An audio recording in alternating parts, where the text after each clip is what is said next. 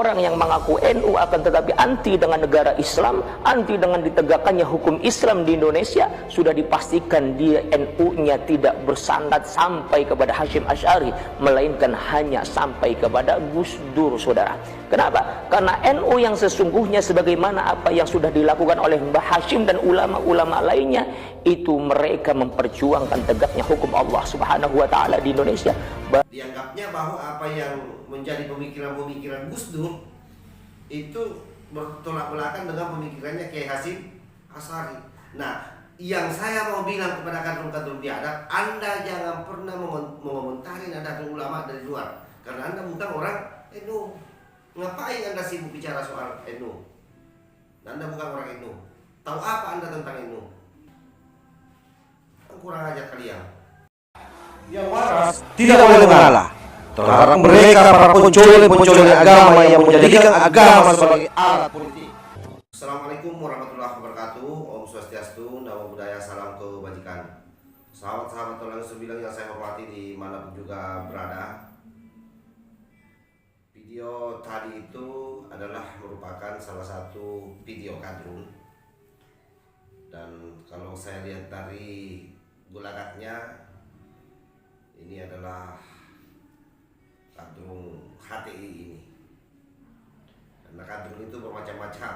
Jadi ada kadrun Salafi Wahabi, ada juga kadrun Petamburan, ex-FPI, ada juga kadrun HTI, ada juga kadrun yang tidak memiliki latar belakang yang jelas, seperti Rocky Gerung. Kadrun juga itu tidak jelas agamanya, tapi selalu diundang oleh orang kadrun untuk ceramah di masjidnya. Nah, itulah kadrun. Video tadi itu adalah sesuatu yang menurut saya sangat menyesatkan, dan kalau didengar dan dilihat sepintas itu benar, seolah-olah bahwa apa yang disampaikan itu sebuah kebenaran. Ya, itulah kehebatannya kadrun. Jadi memang dia selalu menjebak orang-orang NU, berupaya supaya orang-orang NU ini terpecah belah. Kenapa? Karena sekali lagi, ormas yang paling dia takuti di dunia kadrun itu hanya satu, yaitu NU. Itulah kenapa NU berupaya keras diadu domba antara satu orang NU dengan orang NU lainnya.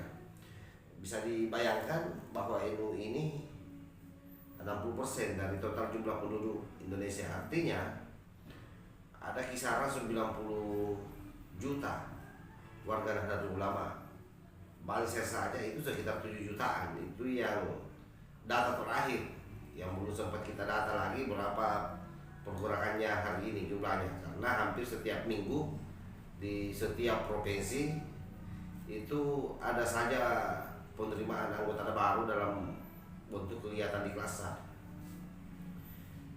Jadi bayangkan saja kalau framing-annya itu bahwa bila ada orang NU yang anti dengan tegaknya syariat Islam, maka dipastikan itu bukan orang NU katanya yang bernasab sampai ke Kiai Hasyim Asy'ari, tapi nasabnya hanya sampai ke Gus Dur.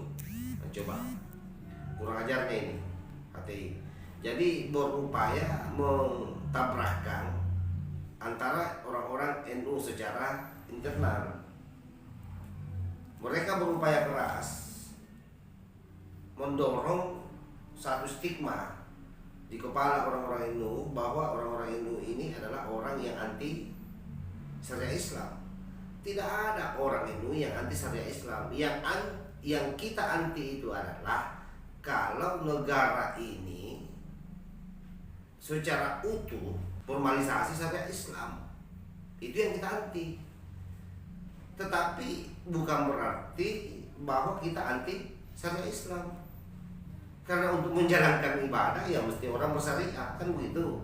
Tetapi tidak diatur, tidak perlu diatur melalui negara secara utuh. Kenapa orang ini berpandangan seperti itu? Karena ini sangat terkait dengan pendekatan pengetahuan ilmu fikih yang berbagai macam di Indonesia ini sangat variatif, sehingga dia tidak boleh dihukumkan dalam bentuk baku, karena kapan itu dibakukan maka orang akan bertengkar. Sesama Islam ini sesama Islam. Belum lagi kita bicara dengan umat lain. Belum lagi kita bicara dengan umat lain. Baru di dalam internal Islam sendiri.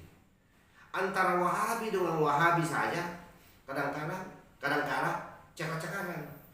Contoh misalnya, siapa yang pernah membayangkan misalnya di daerah Nigeria, di sana itu paham orang Islam itu hanya satu, yaitu Wahabi Salafi. Tapi apa yang terjadi? Mereka perang-perang di internalnya. Kenapa? Karena itu tadi, agama selalu dia seret-seret masuk di dalam wilayah perebutan kekuasaan. Apatah lagi misalnya kita ini di Indonesia yang memang ada banyak ragam paham yang ada di sini, karena negara ini negara demokrasi. Jadi di mana-mana itu yang namanya negara demokrasi, itu pasti banyak paham di dalam negara itu. Sebutlah misalnya itu tadi paham Wahabi Salafi, ada juga Syiah, ada Ahmadiyah. Itu di internal kita.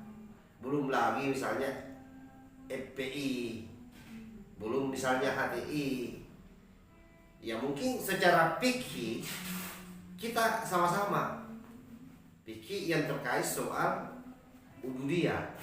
Tetapi kalau bicara soal siasa politik sudah lain. Akhirnya kemudian terjadi perang internal. Karena itu saya juga mau garis bawah di sini bahwa sesungguhnya juga NU itu tidak secara total menolak formalisasi syariat Islam. Faktanya kita menerima Departemen Agama atau Kementerian Agama supaya ada di Indonesia. Bahkan yang memperjuangkan itu adalah orang NU, Kiai Hasyim Asy'ari, bapaknya Gus Dur. Makanya kemudian beliau dimandat untuk menjadi Menteri Agama pertama di Indonesia. Kan begitu. Belum lagi misalnya undang-undang tentang perkawinan.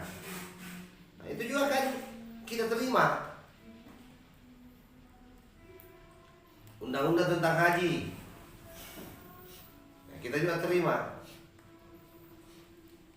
Tetapi secara keseluruhan bahwa Indonesia mau digiring dalam rangka menggunakan satu-satunya hukum adalah hukum syariat Islam, kita menolak. Itu yang kita tolak. Tapi beberapa hukum yang memang bisa diadaptasi dengan hukum positif dan tidak merugikan umat beragama. Yang saya maksudkan umat beragama ini, kalau saya bicara umat beragama tidak saja Islam ya, termasuk Islam sendiri, orang Nasrani, orang Yahudi, dan juga termasuk agama-agama lokal. Karena saya kira jelas dalam undang-undang kita pada pasal 29 bagaimana negara menjamin seluruh pemeluk agama untuk menjalankan keyakinannya masing-masing. Artinya apa? Tidak boleh ada yang kita anaktirikan. Nah, kita kembali kepada kadrun ini.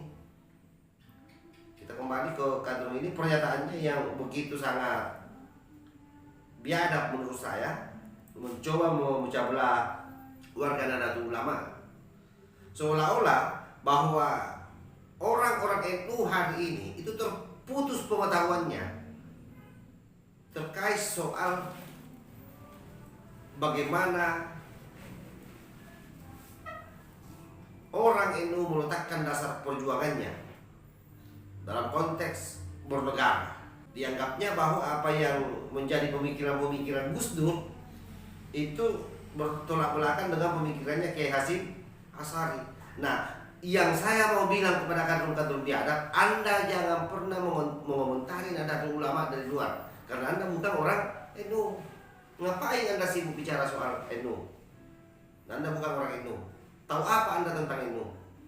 Hanya mencomot misalnya potongan-potongan ceramahnya orang-orang NU